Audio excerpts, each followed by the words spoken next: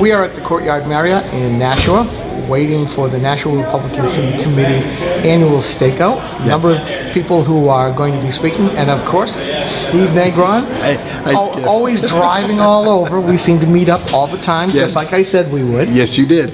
So what's new with you? This is exciting. You know, this is certainly Nashua is my hometown. And it's important for us to make sure that we have a better showing than what we did last time. You know, we didn't do as well as we wanted to, and this is a keynote event for our city committee. And so, you know, the fact that we have Tom Homan here, you know, the former ICE director, we're really excited about it. You can see the energy, you can feel the energy right here. We're really trying to get a big push, and so it's a real anchor city for us. Okay, anchor babies. No. Of course, I can go from topic to topic, as you well know. Yes. And having Tom Homan here, obviously the topic will consider immigration. Yes, sir. My question is, President Trump is now starting to change some of the rules about the 14th Amendment, using that phrase that a lot of conservatives have talked about for years, under the jurisdiction thereof, to basically say it is not correct that illegal aliens coming here to the United States only have to give birth to a son or daughter and to be able to have that person automatically become an American citizen. Right. What would you be saying, what would you be doing on that particular issue if you so win and beat Annie Custer? Well, it goes even further than that, you know. So there was some discussion about people that are born to military members and State Department people outside of the United States, you know, that there might be an issue of citizenship. Look, there are some things here that are sacrosanct to our country.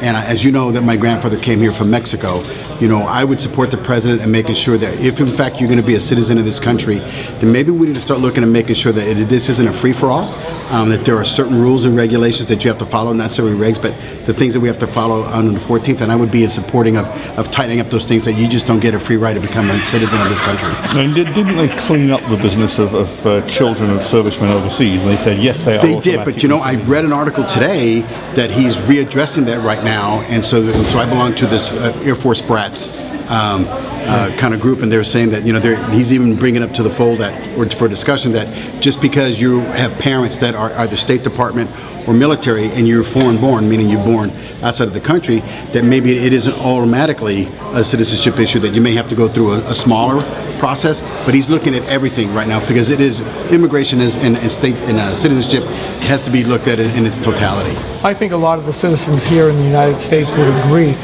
coming across and giving birth to, again, an anchor baby. Yes, sir. Is wrong.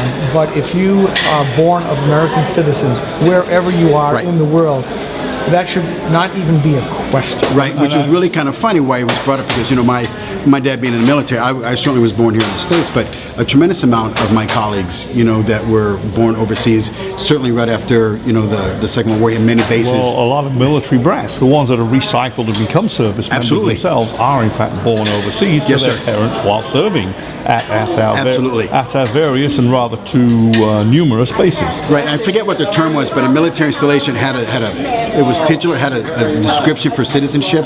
Not that it was, I forget what the term was, but that if you were born on a military installation, then that was an extension of the United States, and therefore granted all rights and privileges if you were born. And the same thing was true of diplomatic missions. Yes, sir, absolutely. If you were born of American parents. Now, you know, if you happen to be the brat of the servants that said, different story. They're Absolutely not Americans. Right. So, well, now we get other noises coming in. So, again, Steve Negron, running for Congress in New Hampshire's Congressional District number 2. Number 2. Thank you for taking a few minutes with Brian Across. It's always a pleasure. Thank you, Skip.